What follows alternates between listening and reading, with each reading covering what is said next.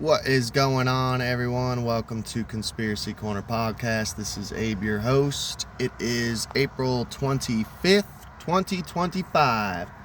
25. I wonder what, 4/25/25. I wonder what the numerology of that is, 25/25. I don't know. Interesting. I need to get into numerology. I really do. I just don't want to become one of those channels that is like super obsessed with it and every number means something, you know. So today is, knock on wood, because I enjoy this weather, a gloomy, rainy day here in Kentucky. Beautiful. Can you hear it? I'm right next to a drainage ditch. But yeah, dude, I have been so fucking sleepy. And I think what it is like stress.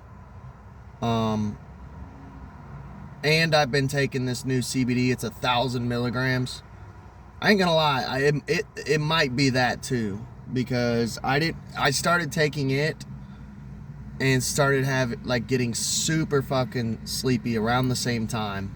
This happened before when I was younger, 26, 25, 24, somewhere around there. I was going through a custody battle with my daughter and a divorce. Basically like a whole fucking year of court. It was horrible. And I literally went through I slept, I kid you not, for like 4 to 5 days. Did nothing but sleep. I could not stay awake. And my bosses, they knew that something was wrong with me. So they literally, gave me 3 or 4 days off. And I just sat there and did nothing but sleep for 3 or 4 days. Could not wake up. Sorry, there's 2 or 3 cops just rolling in. I'm like, what the fuck's going on? And I think what it is just stress, dude. I just got a lot of shit going on, and it literally feels like a sleeping spell. Like I could just sit here and sleep for days, you know. Like normally I get up at 10 a.m. And just kind of do chores and shit. But here lately I've actually been sleeping till noon. Like today I slept till 12:30, dude. You know. I don't know. I don't mind sleeping because I have MDD and I'm going through a lot of shit right now, so I literally it gives me a break from reality of not feeling, you know. I love sleep. But yeah, dude, it's been weird. So I first want to start, I'm not sure what I'm going to report on. I got a shit ton of subjects to talk about, and I'll get into them. But I do want to do a small responding to comments. It's just one comment by a Brianna Brooks, I think it was. And it was funny. And I'm not mad. It's just, it is so crazy what people get mad about, dude. And it's free content, man. It's funny. So give me just a second. First of all, thank you guys. I was at 418, now I'm up to 421, so that was pretty fucking cool. I gained 3 subscribers, so that was cool. I'm slowly getting close to 500. But yeah, it's Brianna Brooks. Her profile picture, it looks like she took a picture of a guitar with a potato. I'm sorry, dude. You were mean to me, I'm gonna be mean back. And honestly, dude, this is just fun. We'll use this as a trading barbs experiment. So, because I am a passive aggressive. So, but I love comedy. So her profile picture is a guitar with taken by a potato. And I wonder if she knows Smoke on the Water or Iron Man if she plays guitar. You know, or if she's just kind of like, oh, guitars equal cool. I'm going to use this as my profile picture. So you got to love keyboard warriors, though. The ones who never show their faces. Or actually, she did use her real name, though. I do have to give her that. I'll give you a badge of ballsiness. You have one testicle. I have two. One of them's a little funky. The left one's a little funky. I've talked about it on here before. It gets achy sometimes, and sometimes it feels like bubbles are going through it. I don't know. Testicular problems run in the family. I think that's why I've always been a little feminine, you know. But you did earn, Brianna, you did earn one testicle.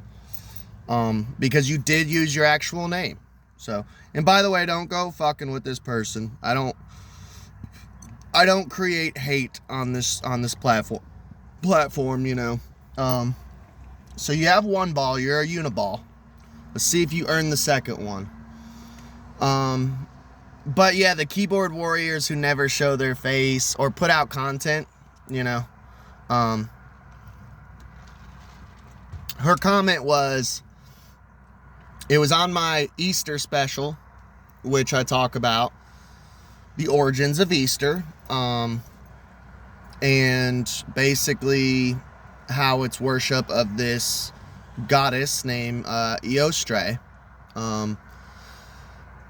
Yeah, just, we all know Christian holidays are fucking pagan holidays, man. I mean, it is what it is. Like, so maybe she was a Christian and just mad about that, like butthurt, you know, that it wasn't about Jesus rising from the dead, you know, even though that story's been told like thousands of times, or no, I wouldn't say thousands, like, you know, like at least like 50 times, like thousands of years before Jesus was born and died. But, you know, maybe she was butthurt about that. But she said, first of all, she quoted some of me. She put quotations. I'm going to be a dick and teach you how the English language works a little bit. If you're quoting someone, you put quotations in front and behind the sentence. Sentences start, if you want to know what a sentence is, it starts with a capital letter and it ends in usually like a period or, you know, question mark, something along those lines. But it said, I got crazy hair and depression. I grew up a conspiracy kid, so I'm a better conspiracy theorist than you. Which is funny. And that was the comment. And she said, I'm gone. I love the ones who tell you they're gone. It's like, first of all, you just gave me a view. Thank you. And I would love for you, hopefully she gave it a thumbs down, because YouTube doesn't have the AI doesn't know the difference between thumbs up and thumbs down. Most people don't know this, so they think they're actually doing a good thing by hate watching channels and thumbs downing videos. So yeah, thumbs down this video, please. I just don't give a fuck. Apparently I'm doing something right if I keep gaining subscribers, and my channel has done nothing but grow since the day it started. It's never went backwards. Usually because I hit the nail on the head pretty fucking good. Like, no one bats 1,000, but I got a pretty good intuition. But where the fuck was I? Oh yeah, give me a thumbs down. YouTube doesn't understand, the algorithm doesn't understand, so people will hate watch stuff and thumbs down it, and it'll literally push it up the algorithm. So I love it. Please keep doing that, haters. Also, as far as this comment, I love the ones who have to tell you they're leaving, you know. It reminds me of like arguing with, honestly, well, she is a woman, I'm leaving, and then they slam the door, like, or like, I don't know, it's just like, why are you even telling me? I don't care. Because honestly, if you're that dramatic, because I literally that day, the Easter video, it was Easter, and I had my hair spiked and styled. I have a reverse mullet. It's like a punk cut, you know, and I don't know, it was my day off, and it was the first time I could style my hair in a while, so I was like, I started feeling actually good, you know. I hadn't styled my hair for like months, you know, because of my life turning to shit, so I was just like, oh, it's Easter, I feel good, I'm gonna style my hair, so I spiked my hair, so that was kind of funny. Like, yes, I am a punk, you know, I've been a punk since I could figure out my identity as a younger person, a younger gentleman, like 12 years old, 13, 14, you know, preteen. And I guess depression, admitting that I have depression is egotistical, which I've never seen that as that. Anytime I hear someone admitting and talking about their mental illness, I usually, this is just me, because I don't think that the entire world is complete evil and darkness. I usually see that as a sign of humility, of going, hey, I'm not perfect. These are my flaws. And it takes a lot to admit mental illness and talk about it on YouTube. You know, online, like literally, to be like, hey man, I got MDD, I have major depressive disorder, and this is how I deal with it, you know. And the only reason I had mentioned it in that video, if I recall correctly, I may rewatch it, was because I had did a 420 special episode, literally telling people, this is my over-the-counter regime because I don't have health insurance. Take L-theanine, ashwagandha, and CBD tincture. Highest milligram of each one. It helps me stay sane, and it helps with my depression and anxiety, because I don't have health insurance. I was literally being nice by admitting my fault of having depression. People are so fucking evil. She has one subscriber, which I'm not making fun of her. She's not a content creator. She just plays Smoke on the Water and Iron Man. And the reason I use those two songs is because those are the two songs everyone knows on guitar. In case you didn't catch the joke, Brianna.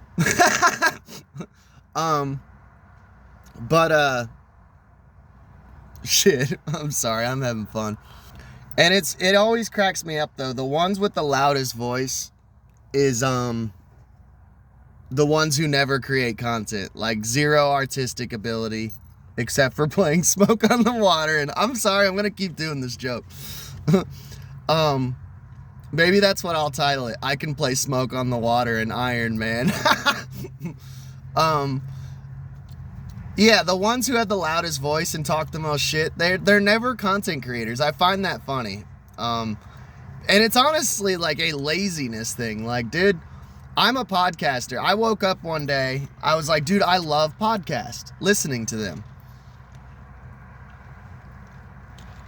And I drink a lot of coffee, and I'm a chatterbox. My wife can tell you, she's married to me. I sit there and talk her fucking ear off. I drive her fucking crazy. She'll tell you that too. Like, Jesus Christ. I get like 2-3 cups of coffee in me. I'm just blah, blah, blah, blah, blah, blah, blah, motor mouth. And I was like, dude, I can make a podcast. Anyone can make a podcast.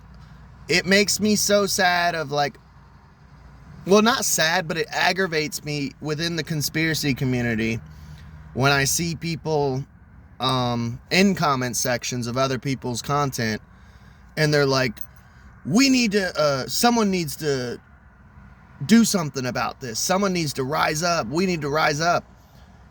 And I will literally go to their profile and click on it and notice that they don't put any content out. And I will comment, and they never comment back. I will comment, why don't you do something about this? Oh, the world is run by evil, dark magicians who rape children. And you're mad. Right there, that's a good thing. There's a thing called righteous anger. You are angry about this. Why don't you go and start a podcast? That's the least you can do. I'm not over here saying because I podcast about this shit that I am some warrior of light, with a like leading an army. I'm not over here building a militia. I have a podcast where I sit in my car and talk conspiracy. But it's something. It is bringing awareness to issues. It is, I don't have a huge following, but I am attempting to not so much save the world, but make the world a better place than when I came into it. That is something I live by. I've mentioned it, I think last episode I mentioned it. That's one of my phrases that I always say all the time. Make the world a better place than how it was, the state it was when you came into it. But it's like, yeah, dude, it is easy to podcast. I hear people all the time, man, I want to start a podcast. So start one. I'm alone and I can podcast. And all it takes is just sitting and having some subject matter. Talk about whatever. That's the beautiful thing, dude. We are not restricted by radio. No one does radio. Radio is dead. Radio is fucking dead. Talk radio is dead. They can't, you can say whatever the fuck you want. My wife listens to the most boring podcast ever. We literally, because we have a rule, when we were going, we were on vacation and we were going, a state away, 4-hour drive, long distance driving. And we have a rule, if you are driving, you control the radio. And I think every married couple should abide by that rule. It's an awesome rule. It'll be happy wife, happy life, and she will listen to podcast. She listened to a podcast. It was driving me insane, but she was driving. And I didn't mind too much because I had already did my driving for the day. So I was like, fuck it, I'm going to have a couple beers while you're driving. Because I'm an outlaw. I'm just kidding. She was listening to The History of Betty Crocker. And it was the most monotone, boring shit ever. And then Betty Crocker in 1956 created her first cookbook. It was so fucking boring, dude. And she was loving it. And I just out of curiosity, I'm like, what?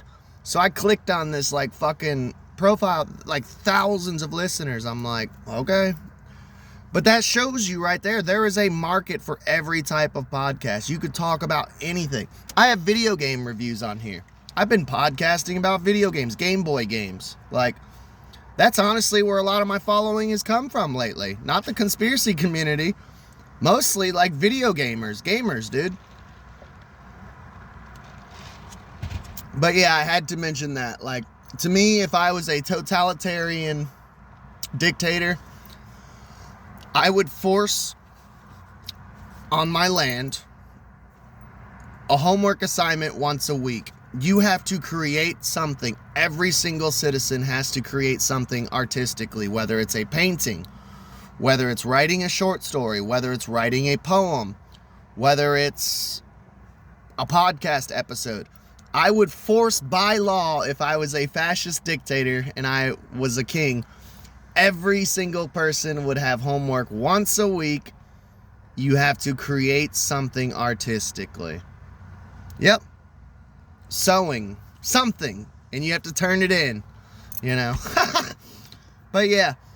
So the ones who yell the loudest are usually never content creators. I love it. Is it a laziness thing? What is it? I work 40 hours a week, I still find time. And I mow the lawn, and I cut down trees, I do yard work, I wash dishes, I do chores, I do laundry, let's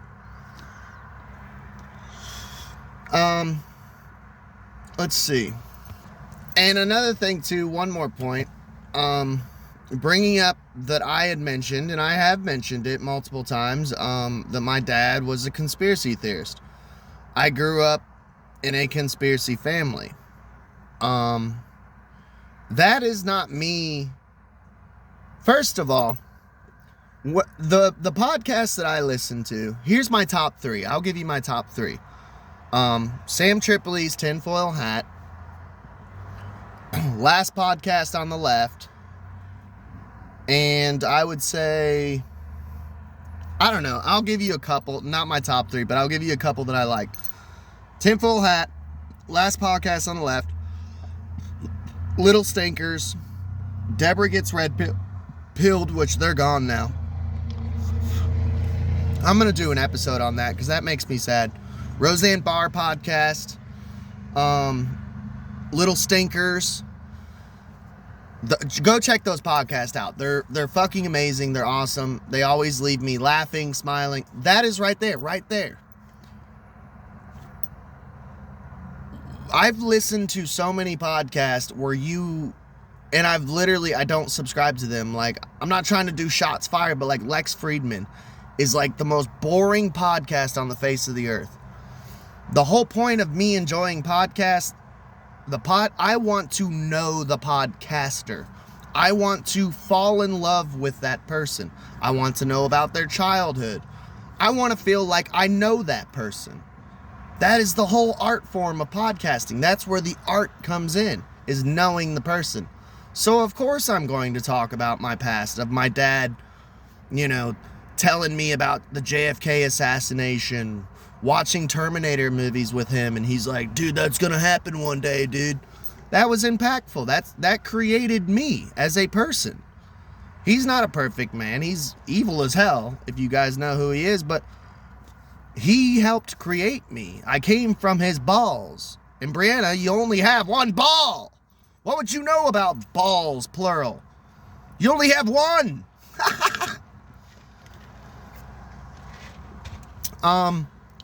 To me, the best podcasts are the ones where you love the host. I would hate a podcast where you don't even know the people who are talking. That's why I'm trying to get a podcast together with 2 of my friends. God, it's hard.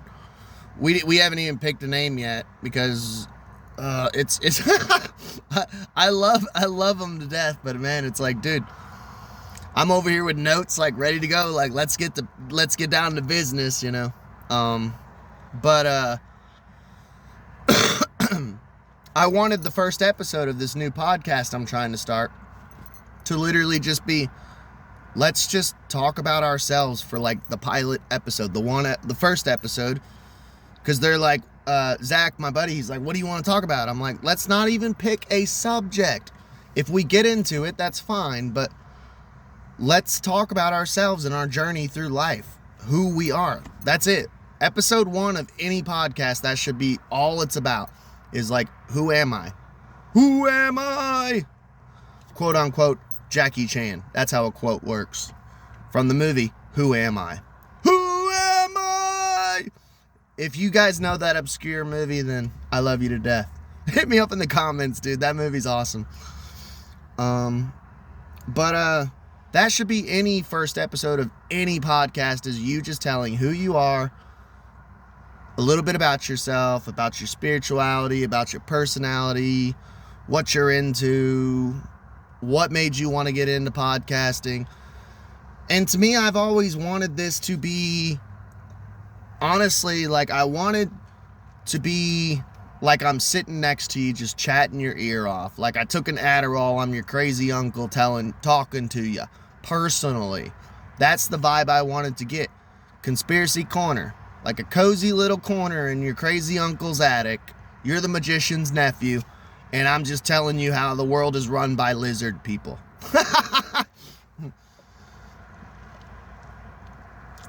So yeah, I guess that was a bash on me, saying that, oh, you brought up your childhood, how you grew up in a conspiracy family. Yeah, I did. But it's not a competition. I never said it was a competition. I'm not saying that I'm more red-pilled than you or awake than you, whatever term you prefer.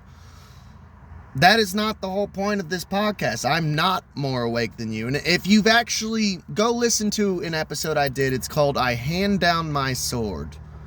And it's me literally describing how I don't want to wake people up. If I do, cool. The old me, when you go and listen to my older episodes, I used to want to wake people up. I felt like it was a mission from God. I've gotten more old and jaded. If you wake up, good. It's not a competition. It never was.